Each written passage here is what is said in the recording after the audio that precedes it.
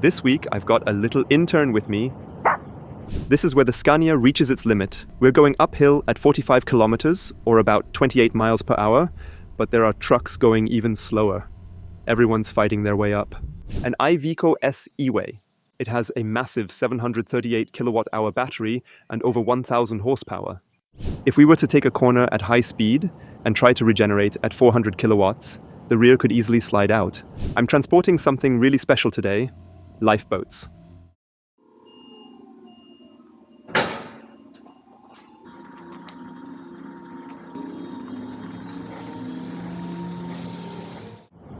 This week is going to be something special because I'm not on my own. This week I've got a little intern with me, my little dog, Krümelix. Hello. I left him with my parents for the first few weeks because it would have been too stressful during the whole learning phase.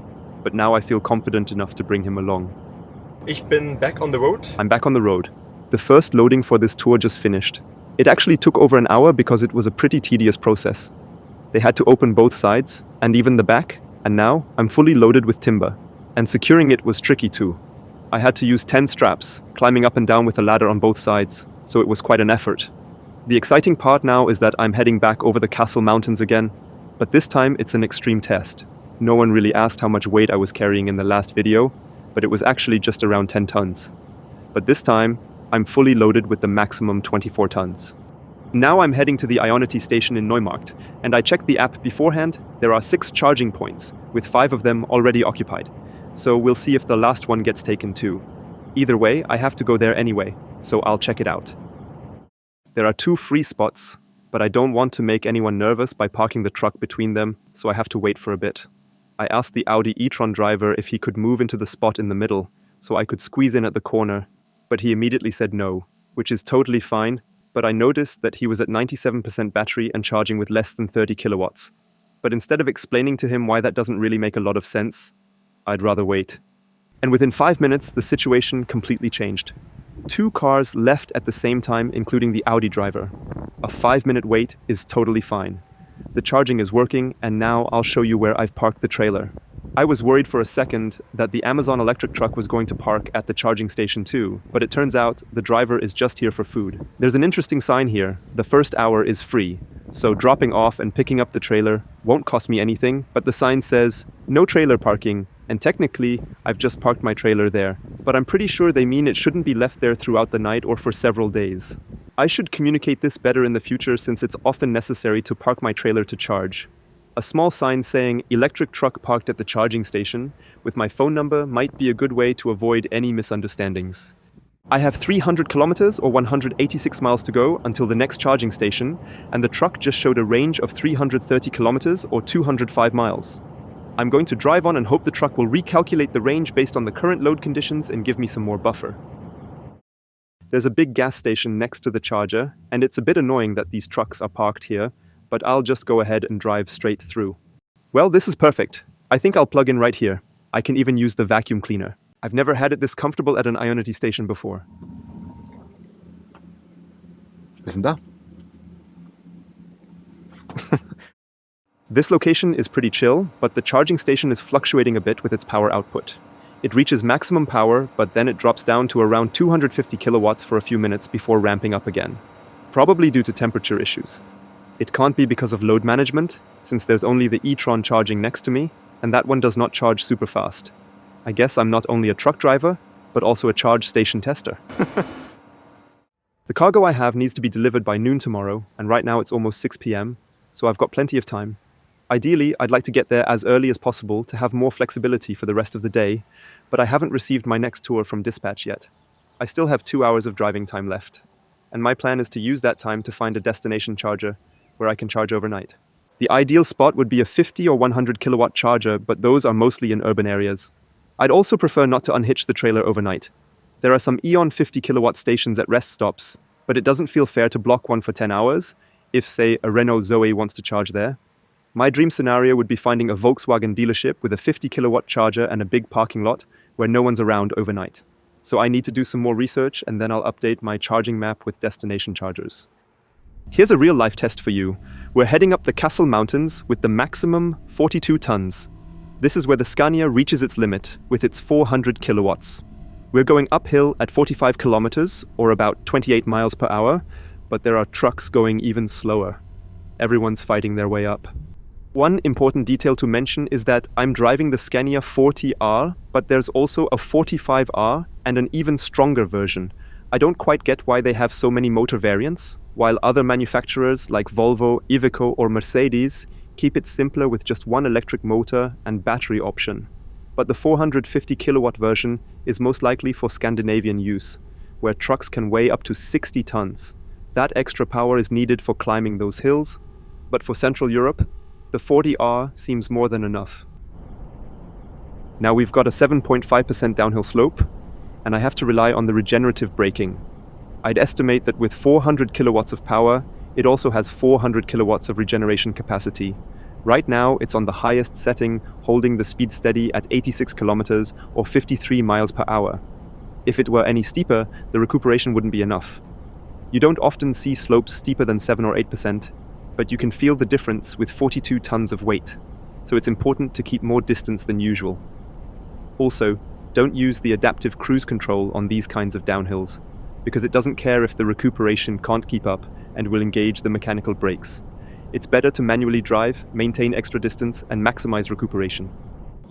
It's a pretty bad time to find a parking spot, and this is a tricky region with the north-south and east-west traffic coming together.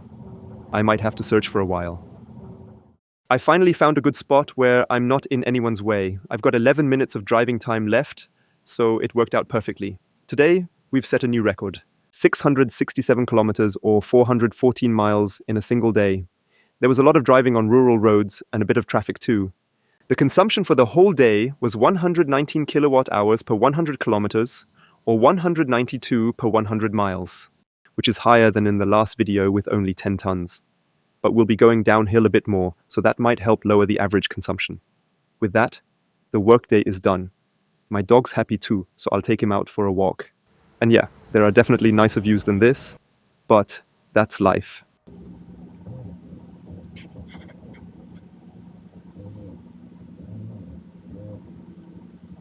RL Pulse is working perfectly, full 300 kilowatts. I only need to charge for 2 more minutes to complete my rest period, but I'll charge a bit longer to have more flexibility since I already know my next tour for today. I'm heading to Leer to swap trailers, then it goes north to Eckernförde. There are a couple of truck charging parks along the way, so I'm excited to check those out. It's always good to get the next route as early as possible so I can plan the charging accordingly. If I had a long trip, I'd stay here a bit longer, but for this trip north, a quick charge stop in between will be enough. My road trip is finished. I drove 884 kilometers or 549 miles, starting in the south yesterday and arriving in Leer this morning. The forklift driver was surprised I made it from Bavaria to here in such a short time with an electric truck. It's nice to break down prejudices and give people something positive to talk about. The overall average consumption from yesterday and today was 116 kilowatt hours per 100 kilometers or 188 per 100 miles. This figure doesn't account for charging losses, which happen because the truck needs to be cooled while charging, but it gives us a useful baseline to compare. Compared to the first trip with only 10 tons of load, we had a 32% higher consumption. But I wasn't driving efficiently, I was pushing the truck to its limit, especially uphill. Going fast with a full load significantly increases energy consumption. So, economically, it makes more sense to take it easy and crawl up the hill behind the other trucks. Basically what happened in the last video when there was more traffic. This time I had an empty road, and you can immediately see the difference in energy consumption.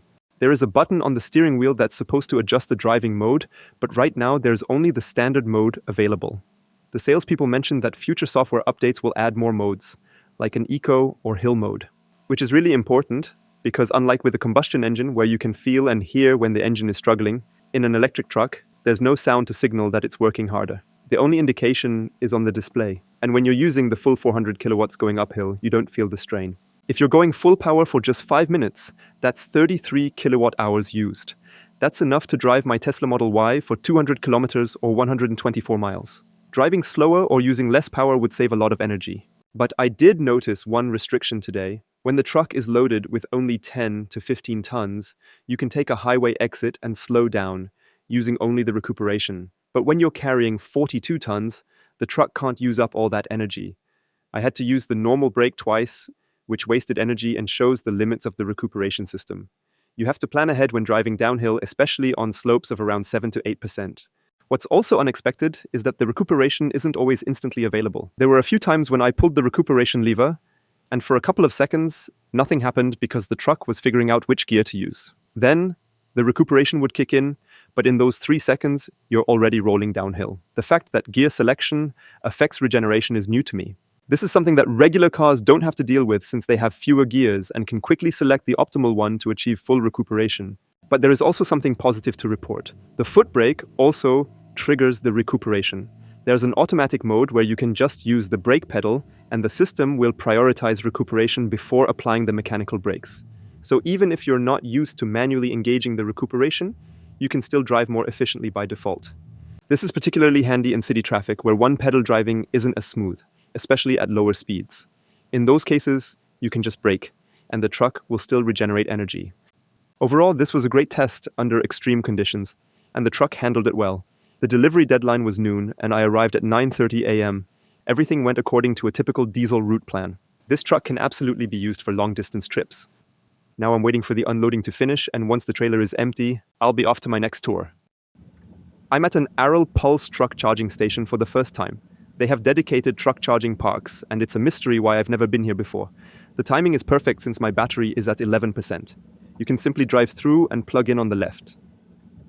It should be as easy as this everywhere. Zack. I actually decided to wait until tomorrow morning to charge, because I don't want to interrupt my rest time when I move the truck, and I want to test if the truck can charge at full power with a cold battery in the morning. It's not an extreme test, as it will only be 15 degrees Celsius or 59 degrees Fahrenheit, but it'll be interesting to see if it hits 300 kilowatts. And charging in the morning means the battery will be preheated, which could reduce consumption while driving. I explained my plan to the rest stop employees, and they gave me this premium parking spot where I can just drive straight to the charger in the morning. We're at the port of Hamburg, so there's a ton of truck traffic here. You can see trucks parked everywhere, and even scheduled by departure times. You have to tell them when you plan to leave, and they assign you a parking lane, so they can manage the space more efficiently. The truck currently has 10% battery, but because I know that I need to be at the customer by noon, I can plan in advance. And a quick look at my current load. 2 big metal frames for a construction site. Nothing fancy. Perfect. Despite the low battery, I'm getting the full charging power. I've got around 2 hours of buffer, so I can charge the truck to 100%. I'm a bit skeptical about the layout of this truck charger though. I doubt 3 trucks will fit in after another with their trailers. It seems to be more of a hybrid solution. There should be enough space for 2 trucks with trailers, but the third has to charge without a trailer. But there are also a few car charging stations further back as an emergency. While the truck is charging up, I'm going to take a shower and take the dog for a walk. My tour continues. The truck charged a total of 425 kilowatt hours and is now at 100%. Those numbers are a bit strange because it suggests the total battery capacity is about 477 kilowatt hours. Given that the truck has a 624 kilowatt hour battery, this means roughly 77% of the battery is usable, which is a bit less than the 83% Scania officially claims. Maybe some of the models have a smaller capacity, or the percentage display might not be entirely accurate. It could be showing 11%, but perhaps it's actually closer to 16%, to have a bigger buffer for emergencies. Today, I'm once again on a mission for the energy transition. It turns out my delivery is for a new substation for local solar and wind farms. It's a good reminder that renewable energy is a massive industry now, with many projects and business opportunities. We're going to need renewable electricity for everything in the future, and it feels really good to contribute to it, especially when driving an electric truck. I feel like a train conductor at the moment, because I'm driving under an overhead line that, theoretically, could charge my truck. This is part of a research project here in Schleswig-Holstein. The idea is that trucks would use a pantograph to charge while driving and then switch to battery power when they exit the highway. The big advantage is that trucks could have much smaller batteries since long highway stretches would be powered by the overhead lines. It's an interesting concept, but the funding for the project has been cut, so it's uncertain whether it will continue. Feel free to drop your thoughts on this concept in the comments. I plan to join one of the few logistics companies that use it on a test drive to understand how it works. I think it's great that there's research and real-world testing happening. It's only through testing that we can figure out if the idea actually works. If it doesn't work, so be it. But theories alone don't make us smarter. Today I have another sneak peek for you. Yesterday, I spotted something on the highway and now it arrived here. An Iveco S-eWay. The S-eWay is Iveco's long-haul electric truck, and this one has the largest battery on the market, even surpassing the Mercedes E-Actros 600. It has a massive 738 kilowatt-hour battery. It's composed of 9 battery packs, each with 82 kilowatt-hours, making it the most advanced setup currently available. Unlike Scania and Volvo, which mount batteries on the sides where fuel tanks would normally be, the Iveco has an E-axle with 2 motors driving the rear wheels and additional batteries mounted between the frame rails, making use of every inch of space. I hope I can take it for a spin sometime, but right now, I'm still in the Scania.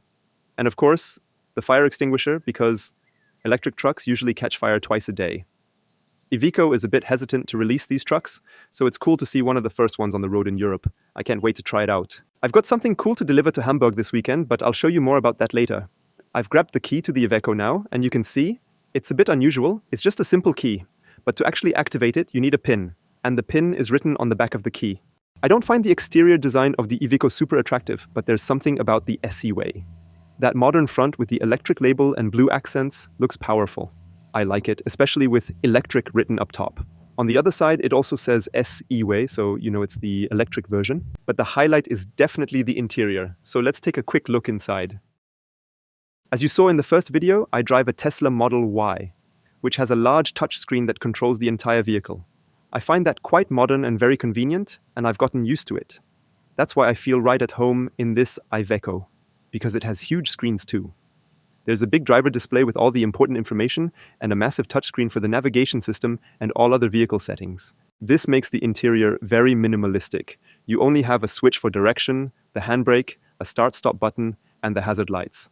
And those are the 5 or 6 buttons that you press the most often while driving, and everything else is rarely used. But you also have window controls, locking, and physical buttons on the steering wheel, which is very pleasant.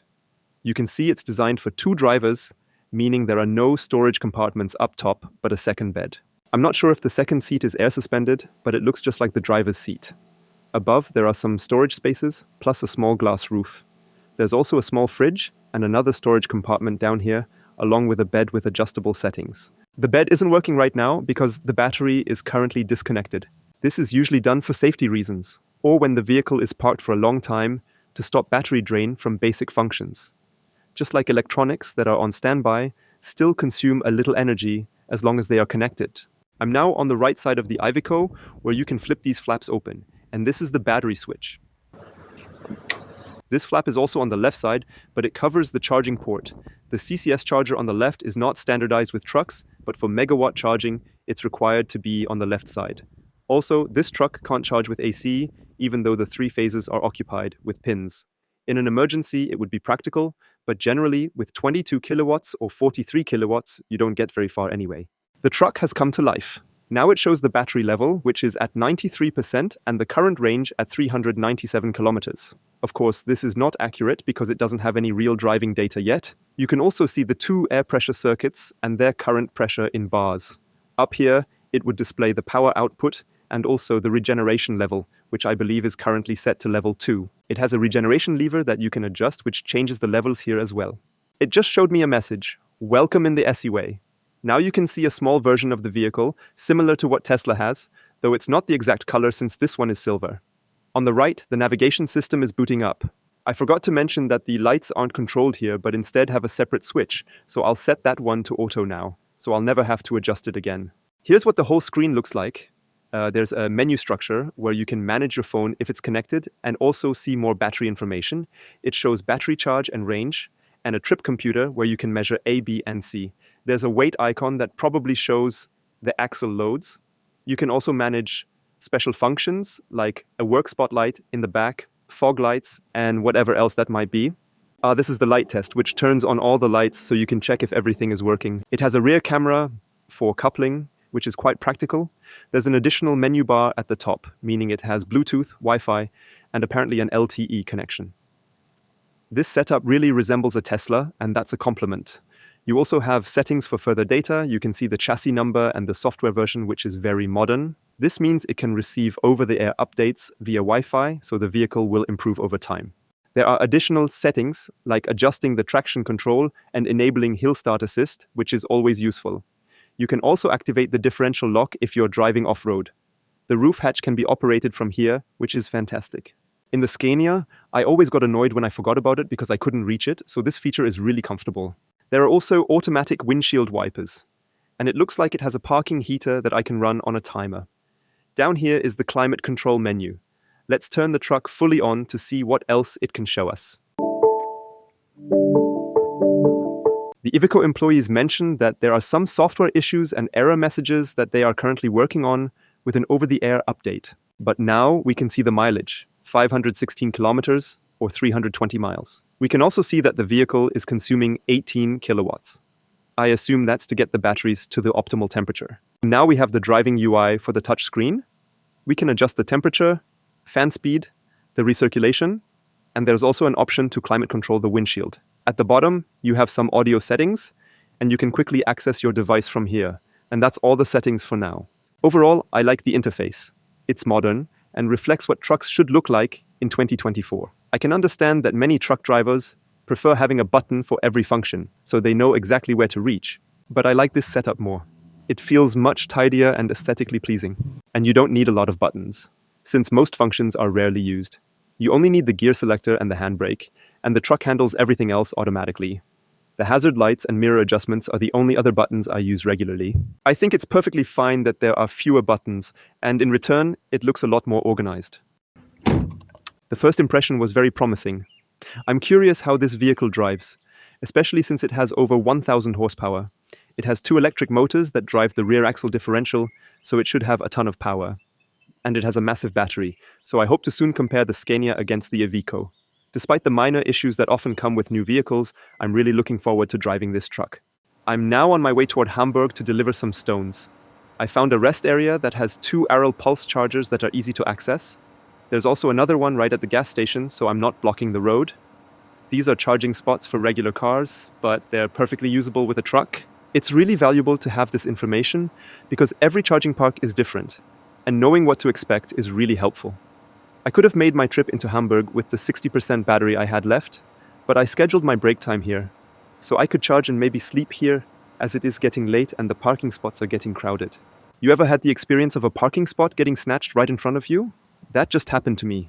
A truck left, and I thought it was my chance, but 1 second before I could get there, another truck swooped in and took it. Now I'm the one parked in the second row. There are a lot of drivers here who are just taking a 45-minute break, so you never know which spot gets free next. But the Scania is parked perfectly all the way at the front, so no one can take that spot. If all those spots were taken when I arrived, I wouldn't have anywhere to park. So it's better than nothing. You have to be satisfied with what you've got. And the free spot earlier would have been next to a refrigerated trailer. That might not sound like a big deal, but those refrigerated trailers run on diesel engines and are incredibly loud. Nobody likes to park next to one of those. So this spot isn't too bad after all. With rainy weather, it's important to know how the regeneration works. If we were to take a corner at high speed and try to regenerate at 400 kilowatts, the rear could easily slide out, putting us in a tricky situation. I tested how the system behaves yesterday, and it turns out that regeneration gets switched off instantly in such cases.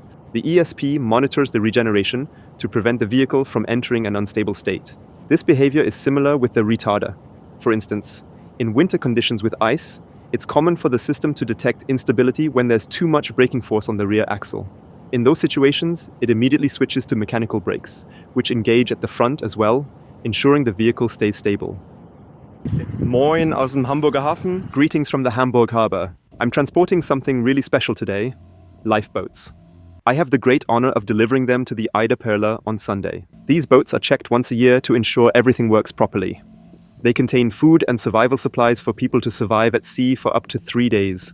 Each lifeboat can hold about 100 people, meaning that up to 900 people can survive at sea at once. I also learned that there are 2 emergency spots for each passenger. If the ship were to capsize on one side, the lifeboats on that side couldn't be used, so everything is duplicated for safety. Germany has a driving ban for trucks on Sundays, but if you're delivering to a ship, you can drive up to 200 kilometers or 124 miles on Sundays. So I'll deliver them on Sunday after this video will be online. It's super interesting what we're delivering with trucks these days. It really highlights how essential the trucking profession is for our society and economy.